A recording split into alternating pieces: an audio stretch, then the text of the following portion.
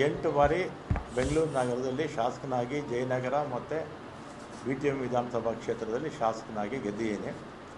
ಮೊದಲನೇ ಸಲ ವೀರಪ್ಪ ಮೊಯ್ಲಿಯವರ ಮಂತ್ರಿಮಂಡಲದಲ್ಲಿ ಸಚಿವನಾಗಿದ್ದೆ. ಆಮೇಲೆ SM ಕೃಷ್ಣ ಅವರ ಕಾಲದಲ್ಲೂ ಸಚಿವನಾಗಿದ್ದೆ. ಧರ್ಮಸಿಂಗ್ ಅವರ ಕಾಲದಲ್ಲೂ ಸಚಿವನಾಗಿದ್ದೆ.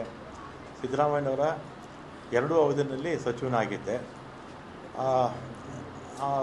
ಎಲ್ಲ ಮುಖ್ಯಮಂತ್ರಿಗಳ ಹತ್ರ ಕೂಡ ನಾನು ಯಾವತ್ತೂ ಕೂಡ ನನಗೆ ಮಂತ್ರಿ ಮಾಡಿ ಅಥವಾ ಇಂಥ ಪೋರ್ಟ್ಫೋಲಿಯೋ ಕೊಡಿ ಅಂತ ಯಾವ ಮುಖ್ಯಮಂತ್ರಿಗಳನ್ನು ನಾನು ಕೇಳಿರಲಿಲ್ಲ.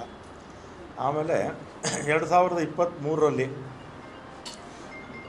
ಮುಖ್ಯಮಂತ್ರಿಗಳು ಸಿದ್ದರಾಮಯ್ಯನವರಾದರು. ಆಗ ನಾನು ಅವ್ರನ್ನ ಹೋಗಿ ನಾನೇನು ಮಿನಿಸ್ಟ್ರ್ ಮಾಡಿ ಅಂತ ನಾನೇನು ಕೇಳಿರಲಿಲ್ಲ. ಅವರೇ ಕರೆದು ನನ್ನ ಮಿನಿಸ್ಟ್ರ್ ಮಾಡಿದ್ರು. ಆಮೇಲೆ 20ನೇ ತಾರೀಕು ಪ್ರಮಾಣ ವಚನ ಆಯಿತು. 23ನೇ ತಾರೀಕು ಸುರೇಶ್, ನಮ್ಮ ಬೈರತಿ ಸುರೇಶ್ ಈಗ ಮಂತ್ರಿಗಳಾಗಿದ್ದಾರೆ, ಅವರು ಫೋನ್ ಮಾಡಿ ಮುಖ್ಯಮಂತ್ರಿಗಳು ಮಾತಾಡಬೇಕಂತ ಬನ್ನಿ ಅಂದರು. ಕನ್ನಿಂಗ್ಹ್ಯಾಮ್ ರೋಡ್ಗೆ ಹೋದೆ. ಅಲ್ಲಿ ಮೇಲ್ಗಡೆ ಯಾರೋ ಇದ್ದರು, ಸೆಲ್ಲರಲ್ಲೇ ಪಾರ್ಕಿಂಗಲ್ಲಿ ನಾನು ಸುರೇಶ್ ಮಾತಾಡಿದ್ವಿ.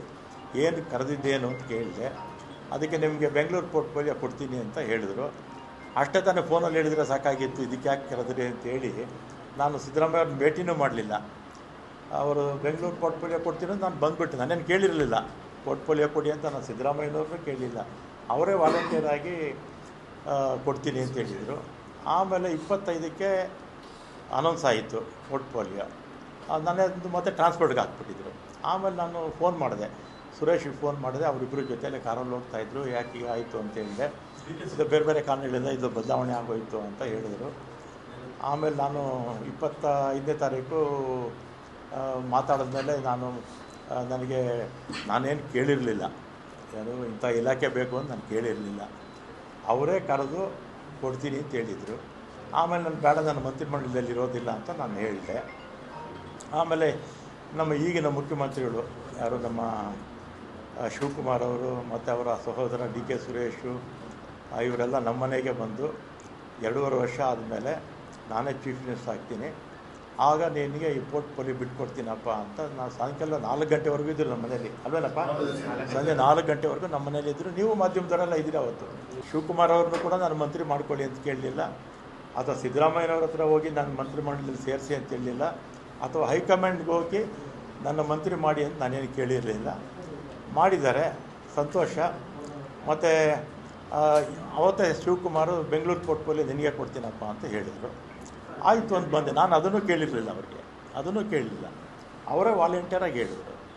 ಆಮೇಲೆ ನೋಡಿದ್ರೆ ಈಗ ಜಲಸಂಪನ್ಮೂಲ ಕೊಟ್ಟಿದ್ದಾರೆ. ನಾನು 2 ಬಾರಿ ಕೂಡ ಅವರೇ ಕರೆದು ಕೊಡ್ತೀವಿ ಅಂತೇಳಿ ಆಮೇಲೆ ಬೇರೆಯವ್ರಿಗೆ ಆಯಿತು. ಅದಕ್ಕೆ ನನಗೆ ಬೇಸರ ಆಗಿ ಈ ಆತ್ಮಸಾಕ್ಷಿ ವಿರುದ್ಧವಾಗಿ ಕೆಲಸ ಮಾಡೋಕ್ಕಾಗ್ತಿಲ್ಲ ಅಂಥೇಳಿ ಇವತ್ತು ನಾನು ರಾಜೀನಾಮೆ ಕೊಡ್ತಾಯಿದ್ದೀನಿ ಅಷ್ಟೇ.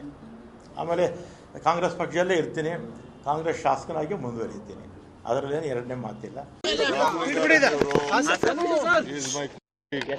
ಸೀನಿಯರ್ ಲೀಡರ್ ಅವರು ಪಾಪ ಹಳ್ಳಿಲೆಲ್ಲ ಹೋಗಿ ನಾನು ಕೆಲಸ ಮಾಡೋಕ್ಕಾಗಲ್ಲ, ಬೇರೆ ಯಾವ್ದಾದ್ರು ಒಂದು ಕೊಡಿ ಅನ್ನೋದು ಒಂದು ಅವ್ರ ಅಭಿಲಾಷೆ ಇದೆ.